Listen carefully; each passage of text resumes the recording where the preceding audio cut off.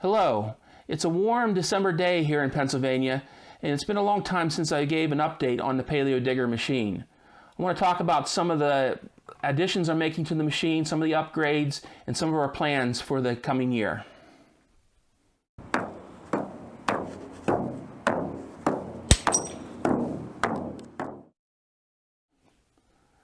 My name is Brian Fritz, and in my previous videos I talked about designing the PaleoDigger machine, building it, and then testing at the Slickerman Bottom site. This past year we had plans to do some excavations with the machine along the Allegheny River, but that didn't pan out. It fell through, and but we still have been making progress. I've been making progress on designing some new components for the machine, and today I want to talk about some of the electronics I'm adding to the machine. This electronic box that I'm building is designed to track the depth, the excavation depth of the machine as I'm digging down into the test pit. So this box, this attached to the mast, and this drive sprocket goes into the chain drive that lowers and raises the auger into the test pit.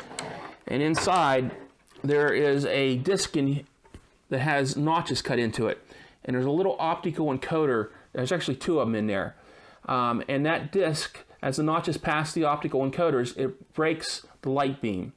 There's two little LEDs in there, and you use two optical encoders so it can tell which direction it's turning, so I know whether it's coming up out of the ground or going deeper into the ground. So the signal from that optical encoder goes down the wire, down the cable, and it'll attach to this box. And this is the heart of the level logger. Inside this box is an 8-bit microprocessor called an Arduino Uno.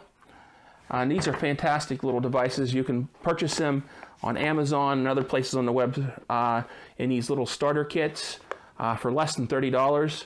And they're full of little components and electronic components and little boards, and there's all kinds of things you can build and make with these kits.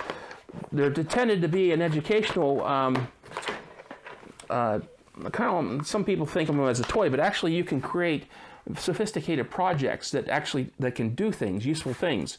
So it really isn't a toy. It's something. It's a serious microprocessor, and then you can buy all kinds of add-on parts. This is called an Arduino Shield. It allows you to add your extra components to it, and it plugs right into the top of the Arduino, so you can build out your additional electronics. And you can use all kinds of LCD displays. This is a small one. It came with a kit. For the control unit, I added a larger screen, so it's a little easier to see. And these are my control buttons.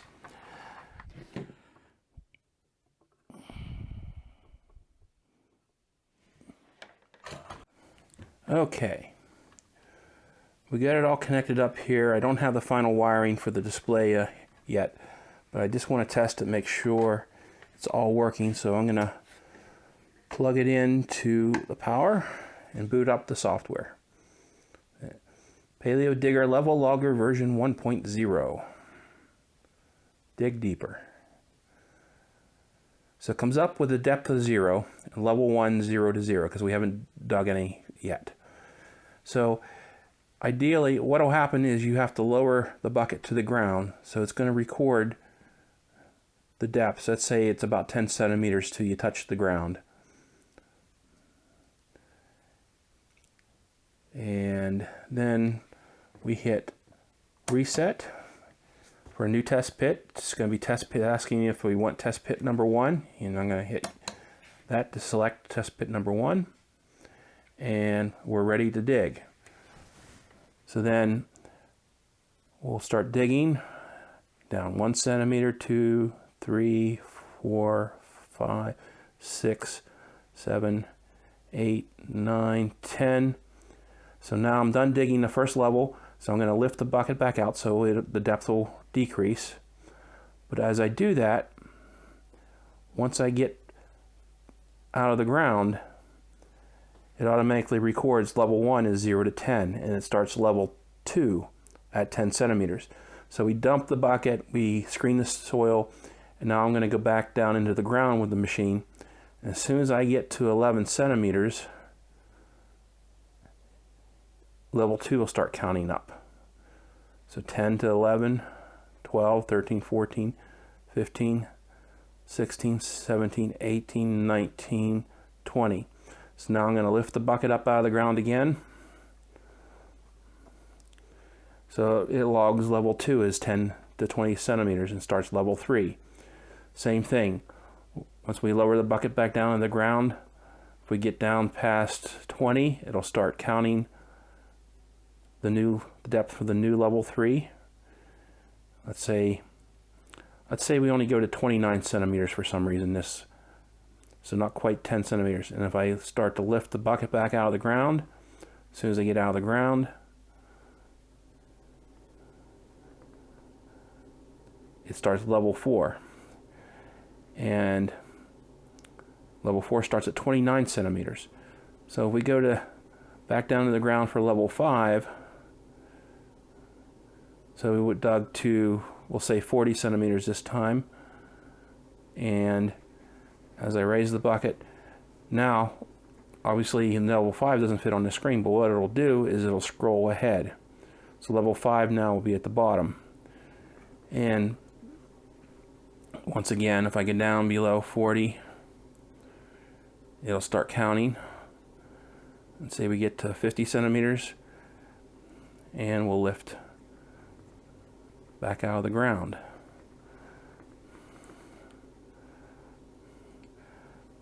And if I want to go back, I can, which button is it? I think it's the list button up. Yeah, list button.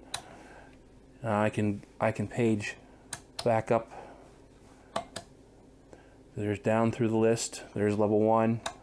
There's level 2 through 3. And if I had more levels, I could page up and down through them. And I just hit the escape button to get back to my digging position.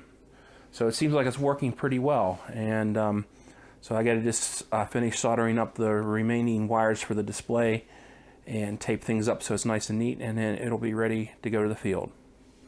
When I'm done with the test pit, I'll be able to upload that level data, excavation level data, to a smartphone or a tablet, and then that data can be uploaded to the cloud in real time.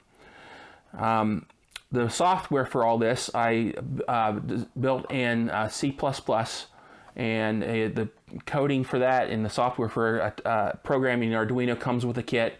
You can actually download it from the web, and it's relatively easy to write software for something like this, and it's been a lot of fun. This is a prototype. I've already reached the limits of this particular microprocessor. I'm going to upgrade for a second box with a more powerful microprocessor. So I kind of maxed this one out already, but even at this, it's very sophisticated. The software can do a lot. But in a week from now, I will have the machine out along the Susquehanna River as part of a Pennsylvania Department of Transportation project. They are upgrading a highway, and they need to do some deep testing, so I'm going to be out there doing the deep testing for the PennDOT project. And I'll let you, hopefully we'll shoot some video and maybe have an update on how that turned out. I'm also planning to do a test dig along the Allegheny River, maybe in late spring or early summer.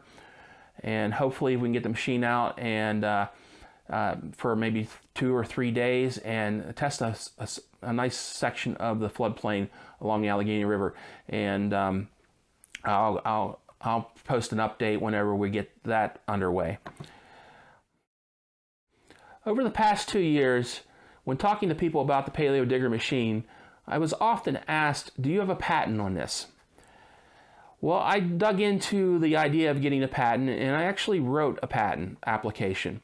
I first did a provisional patent in order to timestamp the idea, and then used that. I had 1 year to then file a full patent, and I did. I wrote a full patent and submitted that to the patent office. Now here's the thing.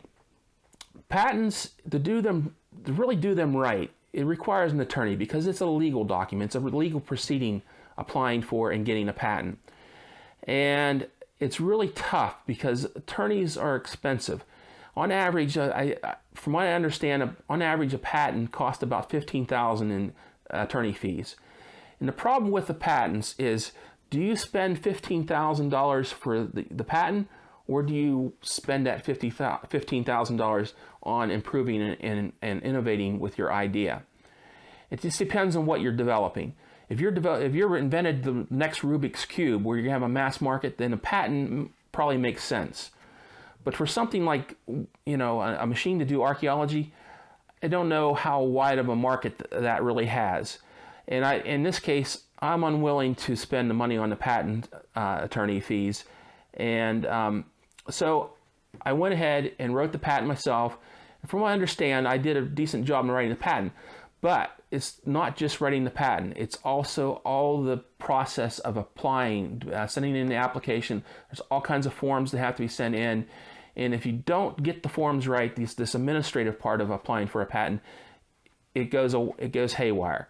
And that's what happened. I missed some things in my initial filing, and it got to a point where I either hire an attorney to fix it or just let it go. And it just wasn't worth it. So the PaleoDigger machine is now open. The idea is recorded in the patent office, but I abandoned the patent application because it just wasn't worth my time to pursue it. So it's open, it's out there. Anybody can build what I'm building. Be my guest. It's not a simple matter doing what I did here. Building a new product and developing a new way of doing things is difficult. And it takes a lot of money, a lot of time. And I'm just fortunate that I have the facilities on our farm and the tools and a little bit of know-how to build things. For a company that does archaeology, if they were to hire these services out, these design services and the fabrication services, it would be horrendously expensive. So I'm just in a unique position where I was able to do this, and I had a lot of fun doing it with my father.